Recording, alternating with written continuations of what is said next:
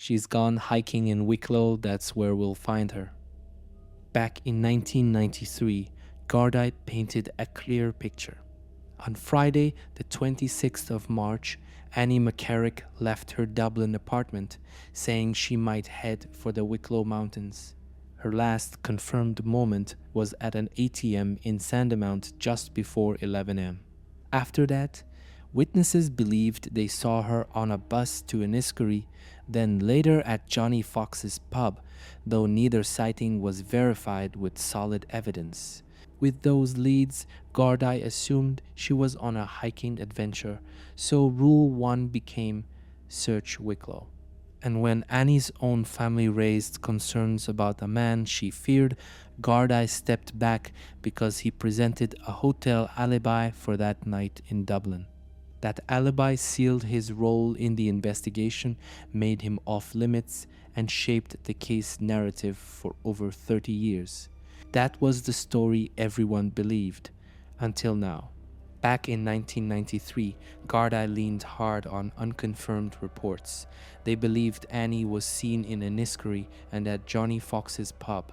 That became their working theory, a trinity of leads that guided searches in Wicklow's forests. They chased buses, canvassed pubs, and treated Wicklow as ground zero. Today, they've torn that whole narrative down. Here's what Garda are officially saying now. Those Enniscorry and pub sightings are no longer considered reliable. They've been formally dismissed. The only undisputed moment is Annie withdrawing money from an ATM in Rainlog on Friday morning. There's no proof she ever left Dublin. Investigators admit they should not have chased wild sightings. They termed it a misstep. It's an astonishing reversal.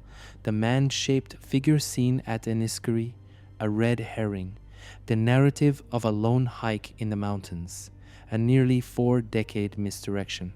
That's Garda now captained by certainty, not speculation and investigation rebuilt from scratch. And that's exactly what this momentary reset looks like. This moment turned the case on its head. Garda now confirmed that a hotel alibi claimed by the suspect, backed by a third-party witness and accepted for decades, is officially withdrawn. What once kept him off the radar was built on shaky memory and hearsay, not facts. In 1993, Garda accepted his word. He said he was in a Dublin hotel the night Annie disappeared. That alibi was never challenged. Fast forward to June 2025, detectives scrutinized the original witness, checked hotel records, aligned timelines, and found major discrepancies. The result? The alibi has been formally discarded. Garda now admit the man lacks any verified location during that critical night. That's more than a correction. It's a confession. For 32 years, the case shielded him with a lie. Today, Garda have reopened his timeline completely. He's no longer a man with an alibi. He's a man with nothing to prove his innocence during Annie's disappearance. And that absence, it's now the most dangerous gap in his story. For more than 3 decades, the focus was on Wicklow, never this house. In 1993, Garda didn't execute any search warrant here. No cadaver dogs, no forensic drills, nothing. The Clondalkin connection was overlooked. Fast forward to spring 2023, the case is reclassified as murder and a warrant is issued for the suspect's old property in Clondalkin. Now, Garda have brought in a cadaver dog from Northern Ireland, used ground-penetrating radar and forensic drills, dug up garden soil, basement floors, and drainage pipes. This is a 21st century crime scene investigation, and nothing is off limits. They're treating every tile and every speck of soil as potential evidence. That difference? It's monumental. What was once ignored is now being interrogated because this property may hold the only physical link to Annie McCarrick that's ever been found. By the summer of 2025, Garda were no longer searching forests. They were digging into something far more grounded: concrete floors and buried memories. With the suspect's hotel alibi withdrawn and the Wicklow sightings officially discredited, Garda turned their full attention to a house in Clondalkin, a property tied to the suspect, a location that, back in 1993, had never been searched. This time, they didn't hesitate. They arrived with a court warrant. They brought in forensic teams. They used ground-penetrating radar to scan the soil. They broke open the basement tiles. And at the center of it all, they deployed a cadaver dog named Fern, known for helping solve high-profile cold cases. Everything beneath that home was treated like a crime scene. The garden was torn apart, drainage pipes were cut, and soil samples were sent for forensic testing. Garda weren't just hoping for clues, they were hunting for remains. Because if Annie McCarrick had never left Dublin, and if the man with no alibi had something to hide, that basement might be the last place she was ever seen. While the forensic teams dug deep into Clondalkin soil, another team took to the phones and the archives.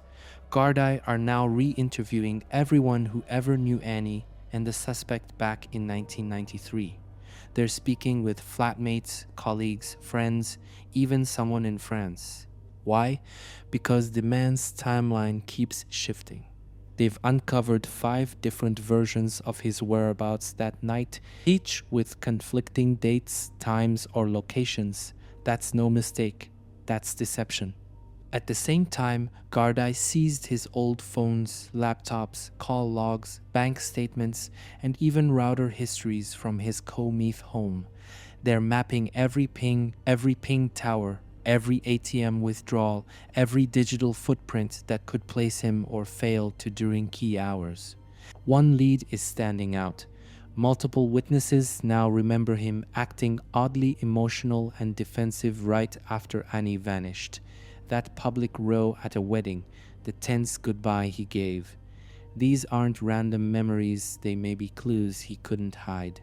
So while the earth was moved in Clondalkin, Garda were excavating far more.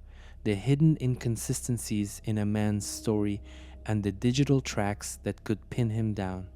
For 32 years, Annie McCarrick's mother, Nancy, and her aunt Maureen carried a weight most families can't imagine. Not just grief, not just absence, but the sinking feeling that Garda never listened. From the very beginning, they told investigators that Annie had been afraid of someone, that there was a man in her life who had crossed a line, someone who had allegedly assaulted her, someone who would not leave her alone. They named him. They gave details. They pleaded with Garda to investigate. But because that man had an alibi, a hotel stay that no one had really verified, he was brushed aside, not questioned thoroughly, not searched, not followed up. Now in 2025, everything has come full circle. Garda have publicly acknowledged that critical early leads were missed, that Annie's family was right to be concerned, that their voices, silenced by assumptions, should have shaped the investigation from day one. Maureen said it plainly. They botched it. And now, with the suspect under scrutiny, the false alibi withdrawn, and the Clondalkin property under forensic examination, it's no longer just a family warning. It's the centerpiece of a murder investigation. For over 3 decades, the timeline in Annie McCarrick's case was built on a fragile chain of sightings, speculation, and a suspect's convenient excuse. But in June 2025, Garda laid out a completely new version of events, one based only on confirmed facts. Here is what remains. Annie was last definitively seen at 11:02 in the morning on Friday, the 26th of March 1993, withdrawing money from an ATM in Rainlog. There are no verified sightings after that moment. The Enniscorthy and Johnny Fox's pub reports that shaped the original search have now been dismissed as unreliable. The suspect's alibi has been withdrawn. Garda now say he cannot be accounted for during the key window of Annie's disappearance. The Clondalkin property linked to him is now the primary focus of Garda forensic teams. In other words, the timeline has been stripped down to its core, the facts Garda can stand behind. No assumptions, no public theories, just evidence. What was once a story of a woman lost in the hills has become something darker, closer to home, and finally closer to the truth. The case of Annie McCarrick is no longer about rumors, sightings, or unanswered questions. It's now about evidence, truth, and accountability, three things that have taken 32 years to take center stage. With the timeline rebuilt, the alibi withdrawn, and the suspect under renewed scrutiny, Garda have crossed a line they never touched back in 1993. Now they are digging through soil and stone for trace remains, reconstructing the suspect's movements hour by hour, analyzing digital and financial records to place him precisely, and taking the voices of Annie's family once dismissed as serious, guiding testimony. But the clock is ticking. This is not just a cold case anymore. This is a live criminal investigation with one person at its center and a legacy of silence behind it.